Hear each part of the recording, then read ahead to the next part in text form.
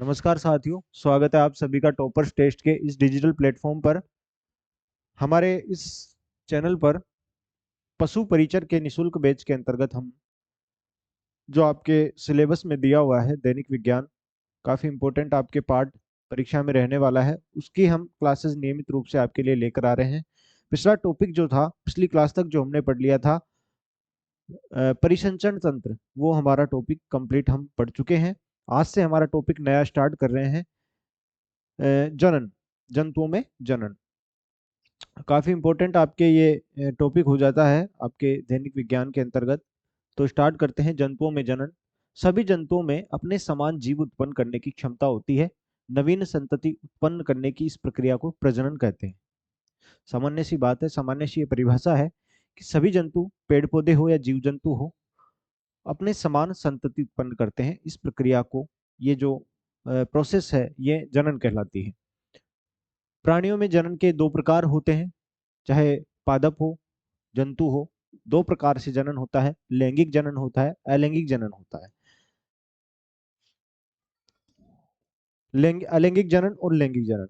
तो इनमें सबसे पहले जो हम पढ़ने वाले हैं, अलैंगिक जनन के बारे में पढ़ने वाले हैं। अलैंगिक जनन, जिसमें केवल एक ही जनक नए जीव को जन्म देता है, तथा अर्थात एक ही जनक से संतति कोशिका प्राप्त करना ही अलैंगिक जनन कहलाता है। यानी जो संतान उत्पत्ति होती है, वो उसमें एक ही जीव की आवश्यकता होती है, एक ही जनक से संतान उत्पत्ति या नई जो पीढ़ी है उसकी उत्पत्ति होती है, तो वो कहलाता है अलैंगिक जनन। अब अलैंगिक जनन में सबसे इंपॉर्टेंट हमारे पास जो विधियां आती है इसकी, वो होती है, और विधियों में भी इसके जो उदाहरण आएंगे कि ये विधि में, इस विधि द्वारा इस जंतु में जनन होता है। तो इसमें तीन प्रकार के जनन आते हैं हमारे: मुकुलन, खंडन, पुनरुद्भवन। तीन प्रकार नहीं, और भी आगे इसके प्रकार है। जो खंडन होंगे उसके भी कुछ प्रकार आते हैं। तो सबसे पहले हम पढ़ने वाले हैं, जो हमने अलैंगिक जनन के प्रकारों में मुकुलन, खंडन और पुनरुद्भवन, इनके बारे में हम अब डिटेल से एक एक करके चित्रों के माध्यम से समझने का प्रयास करते हैं।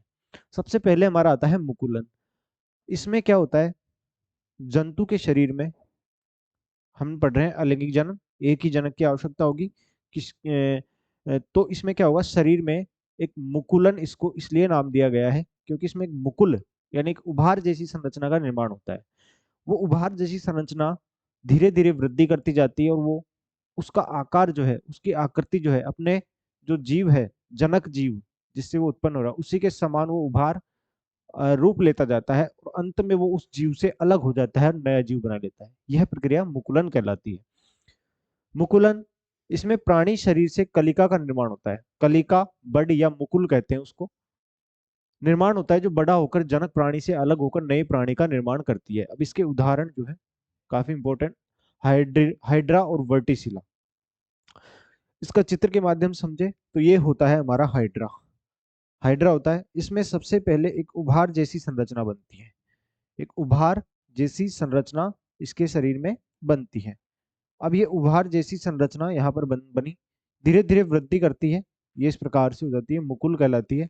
और अंत में ये संपूर्ण हाइड्रा, एक अलग से एक हाइड्रा जीव इसमें बन जाता है, और आगे जाके ये इससे यहाँ से अलग हो जाता है। अलग होकर ये एक ही जीव था, इससे नया जीव बन गया, इससे नया जीव बना, तो इसको कहते हैं हम मुकुलन। ये प्रक्रिया कहलाती है मुकुलन। अगला प्रकार आता है पुनरुद्भवन। पुनरुद्भवन में क्या होता है, पुनरुद्भवन में श्रम जीव अपने शरीर के भाग या टुकड़े द्वारा नए जीव उत्पन्न करता है। यह पुनरुद्भवन कहलाता है, जैसे प्लेनेरिया, हाइड्रा। पुनरुद्भवन में क्या होता है, शरीर के उस जनक के शरीर के टुकड़े हो जाते हैं, और उन टुकड़ों से, मान लो दो टुकड़े हुए तो दोनों टुकड़ों से दो जीव बनेंगे, तीन टुकड़े हुए तो तीनों टुकड़ों से तीन जीव बनेंगे। प्रत्येक टुकड़ा अपने आप में एक पूर्ण विकसित जीव बनाता है। अब अंतर क्या है मुकुलन और पुनरुद्भवन में?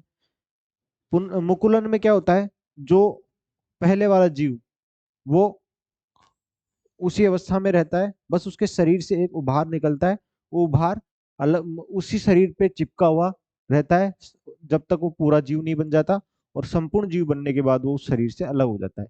जबकि विखंडन में, इसमें पुनरुद्भवन में क्या होता है, पुनरुद्भवन में जैसे प्लेनेरिया है, ये प्लेनेरिया है, यहाँ पर संपूर्ण जीव है। इसका शरीर दो भागों में बटा और ये दोनों भाग क्या हुए, इन दोनों भागों से नया जीव बन गया। यानी इसमें पहले शरीर टूटता है, शरीर खंडित हो जाता है और उस उन जो टुकड़ों से है, उन टुकड़ों से प्रत्येक शरीर के भाग से नया जीव बन जाता है। ये फर्क है मुकुलन और पुनरुद्भवन में। मुकुलन पढ़ लिया। इसके उदाहरण आपको याद रखने हैं, हाइड्रा और वर्टिसिला। हाइड्रा दोनों में कॉमन है, हाइड्रा में दोनों विधियों से जनन होता है, जबकि जो मुख्यतः पूछा जाता है मुकुलन का मेन एग्जाम्पल हाइड्रा और प्लेनेरिया पुनरुद्भवन का, प्लेनेरिया पुनरुद्भवन का एग्जाम्पल है। प्लेनेरिया में, हाइड्रा में, नक्षत्र मछलियां, स्टार फिश में जो है इस प्रकार से जनन होता है। आगे पढ़ते हैं इसके प्रकार। अब जो प्रकार आता है वो आता है खंडन। खंडन का शाब्दिक अर्थ से ही पता है, खंड मतलब शरीर का जो है बट जाना, खंड खंड में उस शरीर का बट जाना कहलाता है खंडन। खंडन में क्या होगा, इसमें जीवों का शरीर अनेक खंडों में विभक्त होकर नए जीवों का निर्माण करता है, जैसे माइक्रो स्टोमस। यानी अब खंडन में, खंडन यानी अब शरीर खंडों में विभाजित हो रहा है, तो उसको भी हम दो प्रकार से पढ़ते हैं। एक तो अगर दो ही खंड बनते हैं तो द्विखंडन कहते हैं, और दो से ज्यादा बन जाते हैं तो उसको बहुखंडन कहते हैं। अब इसके दो प्रकार हैं, इसके खंडन के ही दो प्रकार है, पहला द्विखंडन, दूसरा बहुखंडन। इसके दो प्रकार हैं, इसी के दो प्रकार हैं। अब पहला द्विखंडन, इसमें जनक जीव स्वयं विभाजन द्वारा दो भागों में विभक्त होकर संतति का निर्माण करता है, जैसे अमीबा, यूग्लेना, पैरामीशियम। शरीर, अब आपको मुकुलन समझ में आ गया। मुकुलन शरीर के रहते हुए ही शरीर से उभार बनता है, शरीर पर ही वो चिपका हुआ वृद्धि करता है, लास्ट में जाके अलग हो जाता है। पुनरुद्भवन में शरीर टूट जाता है, खंडों में विभक्त हो जाता है शरीर। उसका शरीर जो है अनेक भागों में टूटता है, प्रत्येक भाग से नया जीव बनता है। अब फर्क क्या है कि द्विखंडन में, अमीबा यूग्लिना में द्विखंडन होता है, तो इस द्विखंडन और बहुखंडन के बारे में हम अगली क्लास में पढ़ने वाले हैं। अभी कुछ टेक्निकल समस्या के कारण हम क्लास को यहीं पर एंड कर रहे हैं। धन्यवाद।